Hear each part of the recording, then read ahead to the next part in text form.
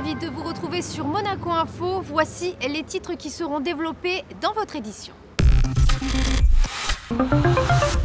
En ouverture de ce journal, nous reviendrons sur la projection d'un documentaire à l'auditorium Régnier 3. Nous parlerons culture avec la dernière exposition signée Marcello Lo Giudice à Rome. Nous assisterons au rallye du cœur organisé par Monaco This is Power. Nous irons à Versailles avec les ballets de Monte-Carlo qui se produisaient à l'Opéra Royal. Nous ouvrons ce journal avec cette projection qui retrace les grandes innovations technologiques soutenues ou initiées par la principauté. Un documentaire produit par Ushuaïa TV a été présenté à l'auditorium Régnier 3 en présence du souverain. Les détails dans ce reportage. Philanthropie, amour des sciences, de la planète, écologie, sport et surtout innovation sous plusieurs formes. Monaco Back to the Future présente à travers images et entretiens différents exemples d'actions entreprises depuis le règne du prince Charles III à celui actuel de son Altesse Sérénissime, le prince Albert II. Les enjeux dont je m'occupe au quotidien sur Ushuaïa TV, on ne pourra pas relever ces défis sans réconcilier l'argent et la vertu. Ça ne marchera pas. Voilà. Et donc quand un chef d'État pose la question dans ses discours politiques, je me dis mais il fallait partir de cette question-là pour enquêter. Alors même si, encore une fois, ce n'est pas une enquête d'investigation, les enquêtes Ushuaïa TV ne sont pas des enquêtes d'investigation, je n'ai pas cette prétention-là. Nous on raconte des histoires à hauteur d'homme. Moi je tiens beaucoup à ça. C'est des instantanés. On a tourné effectivement dans plusieurs endroits du monde, mais sur, allez on va dire 15 jours, tout réuni. Voilà. Il lui faudrait passer beaucoup plus de mois, d'années à Monaco pour tout comprendre. Mais en tout cas, j'ai suffisamment compris et j'ai suffisamment confiance pour avoir envie de faire d'autres films qui partent d'ici et qui aillent vers le reste du monde. L'avion Solar Impulse, le bateau Energy Observer, les véhicules automobiles Venturi. Le documentaire permet à travers plusieurs prismes de plonger dans l'histoire contemporaine de Monaco, mais également des faits plus lointains permettent de mesurer combien le sol monégasque est une terre de pionniers. C'est d'ailleurs au cœur de la grande salle du musée océanographique que furent testés il y a plus de 100 ans les hélices de l'hélicoptère. Ça fait quand même rêver. Solar Impulse, c'est extraordinaire. Enfin, le film était merveilleux, mais c'est aussi le bateau, on peut le voir. Oui. Voilà, on peut les voir, on peut voir les choses ici. Le Grand Prix, je trouve que il y a plein de jeunes qui sont intéressés, voilà, par ça. Il faut promouvoir la science et c'est une façon extraordinaire c'est une vitrine bien sûr pour Monaco, mais c'est aussi une façon extraordinaire d'éduquer les jeunes et de les inciter à aller plus loin et toujours d'améliorer, de faire quelque chose. À les éduquer, et on peut tout faire, mais de façon en respectant l'environnement, notre environnement dans lequel on progresse et pour les futures générations. Et c'est très important de faire passer le message à ces générations-là, les jeunes, celles de demain finalement. Un terme a été cité à plusieurs reprises, celui du rêve, un moteur très souvent à l'origine de ces si belles réalisations qui ont vu le jour ou à Monaco ou qui sont associées à la principauté. J'ai posé cette question à des endroits différents, à des personnes différentes, au prince évidemment, mais pas seulement. Et cette notion de force vitale du rêve revient régulièrement. Le hasard fait qu'effectivement, c'est une phrase fétiche chez moi, avec mes enfants. Et donc j'y ai vu effectivement un petit signe. J'ai voulu aussi leur rendre hommage parce qu'avoir une maman qui passe une grande partie de son temps à tourner aux quatre coins du monde, c'est pas simple pour eux. Et si je peux au moins leur transmettre ça, c'est cool. Et quelques minutes avant cette projection, l'Université de l'Ohio, à l'honneur dans Monaco Back to the Future, a signé un accord de partenariat avec la Fondation Prince Albert II. Le chef d'État monégasque s'était d'ailleurs rendu dans cet État américain en août 2016. Et à présent, nous nous envolons pour Rome, où le souverain vient d'inaugurer une exposition des œuvres de Marcello Lo Giudice au Musée national d'art contemporain du XXIe siècle. Cet artiste s'est engagé aux côtés de la Fondation Prince Albert II. Un reportage de Patricia Navarro sur des images de Sylvain Péroumal. Le bleu des rivages de la Méditerranée, près desquels il a grandi en Sicile et qu'il peut encore admirer aujourd'hui depuis la principauté où il a élu domicile, est au cœur de l'œuvre de Marcello Lo Giudice. Cet artiste italien s'inspire directement de l'environnement et de ses richesses naturelles lorsqu'il compose ses créations. Jusqu'au 12 juin, il connaît une belle consécration en présentant une dizaine de peintures dans un lieu prestigieux romain, le Musée national des arts du XXIe siècle. Tous mes tableaux, tous mes œuvres contiennent l'esprit de la Terre, du planète, l'esprit des comètes de l'univers. Je cherche de mettre avec la puresse du couleur et l'énergie de la lumière des sujets qui sont dehors de l'horizon, dehors de la formologie, de l'iconoclastie des tableaux des siècles. Aujourd'hui, nous sommes dans un nouveau millénium.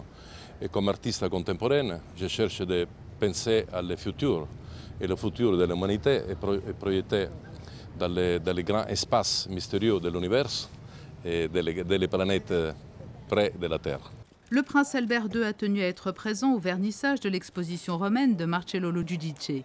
Ce dernier est très attentif à la nécessaire préservation de l'environnement, une cause qui le touche et pour laquelle il s'engage en soutenant la Fondation Prince Albert II de Monaco. Une œuvre a d'ailleurs tout spécialement été créée pour faire écho à l'un des projets phares de la Fondation qui porte sur la sauvegarde des abeilles.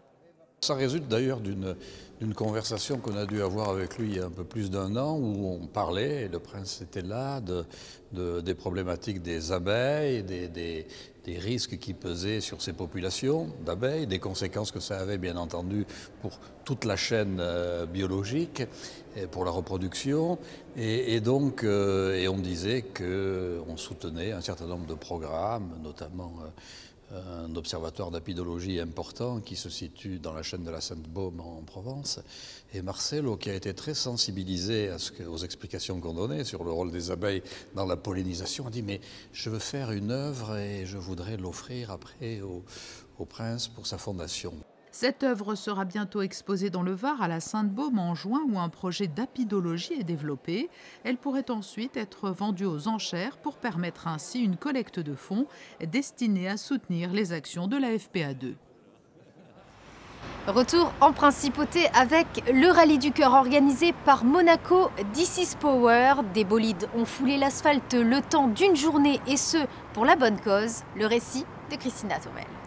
Même la pluie n'aura pas réussi à entacher l'événement.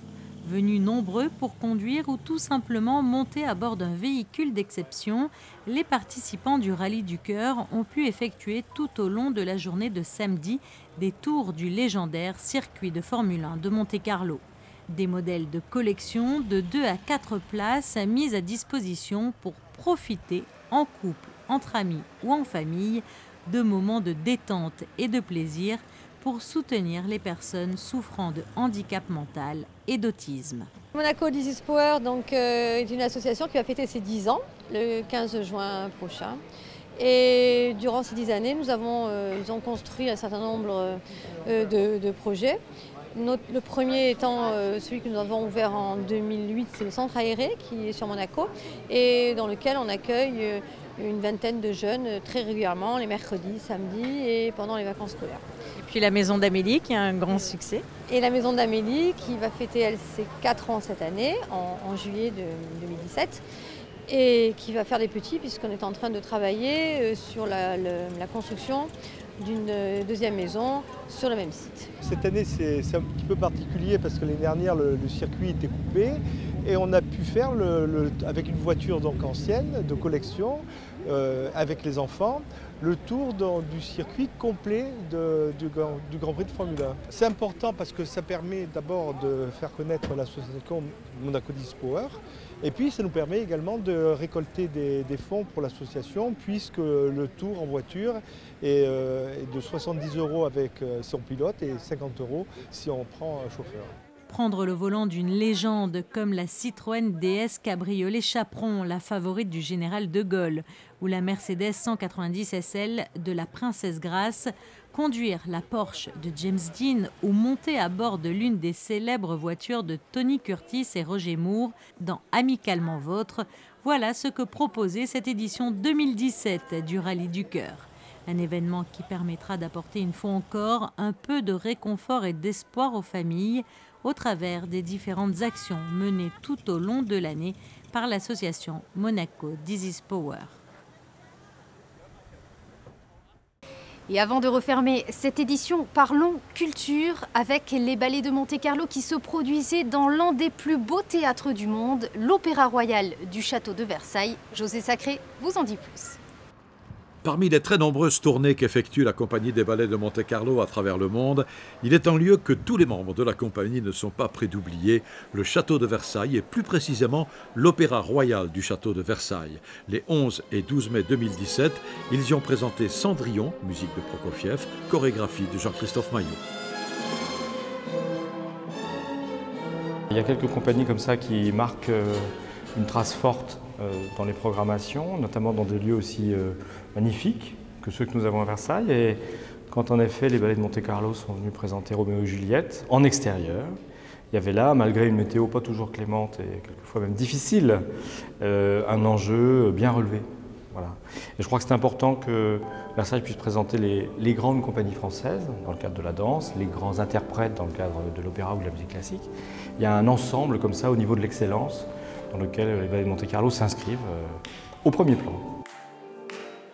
Ce théâtre est absolument magnifique. Je crois qu'il a été classé un des 15 plus beaux opéras du monde. D'abord, c'est un lieu emblématique. Hein. Ça a été très longtemps la plus grande scène d'Europe. Et puis, une très belle scène finalement avec une salle assez intime qui, de fait, moi, me rappelle un peu la salle Garnier à Monte-Carlo, c'est-à-dire en tout cas un peu le même rapport de théâtre. Donc c'est vraiment un moment particulier parce que c'est pas neutre de se retrouver dans un lieu comme celui-là. Et je dois dire que, ayant la chance de travailler dans ce merveilleux pays qui est Monaco et dans cette salle Garnier emblématique, c'est là où on s'aperçoit encore une fois l'importance quand les princes ou les rois prennent la peine de considérer la culture comme quelque chose d'essentiel et construisent des lieux qui permettent au fil du temps comme ça de continuer à transmettre.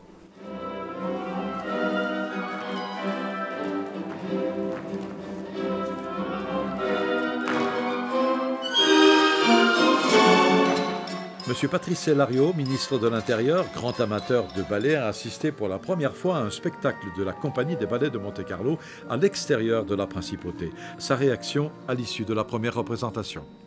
Une réaction qui fait chaud au cœur, bien évidemment, et qui montre toute la capacité de la compagnie à rayonner et à porter la politique culturelle de haut niveau de la principauté dans le monde entier. Et ce soir, le public, avec ses multiples rappels, a bien montré l'émerveillement du spectacle que nous a proposé Jean-Christophe Maillot et la compagnie.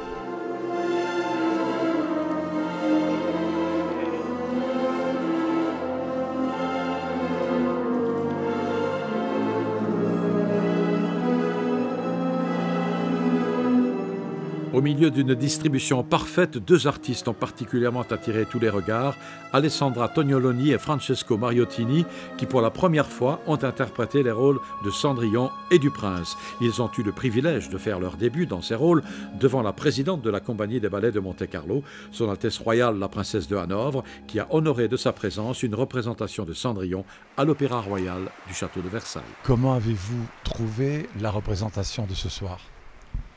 Oh, écoutez, vous imaginez bien, c'est pas la première fois que je vois Cendrillon. Et c'est toujours telle surprise, émotion de voir une nouvelle distribution. Et ça m'oblige de me rendre compte que là, je suis en train de voir la 3e génération de danseurs des ballets de Monte-Carlo. Donc ça donne un peu le vertige et en même temps, c'est un grand bonheur. Voilà. L'entretien avec Son Altesse Royale la Princesse de Hanovre vous sera proposé dans son intégralité lors d'un prochain magazine qui sera consacré à ces représentations des ballets de Monte-Carlo à l'Opéra Royal du Château de Versailles.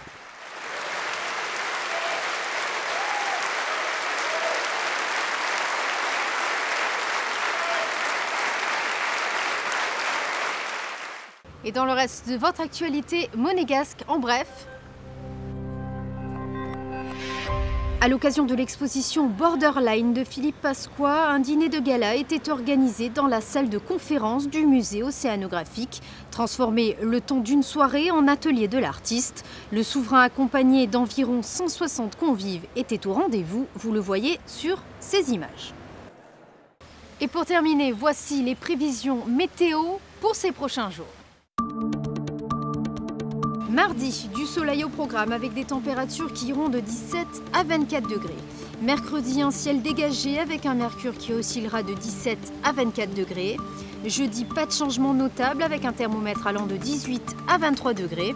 Vendredi, détérioration du temps avec une maximale de 20 degrés. Et enfin, le week-end prochain, toujours un temps maussade avec un thermomètre allant de 15 à 21 degrés. C'est la fin de cette édition, merci de l'avoir suivi. À présent, à la suite de vos programmes sur Monaco Info.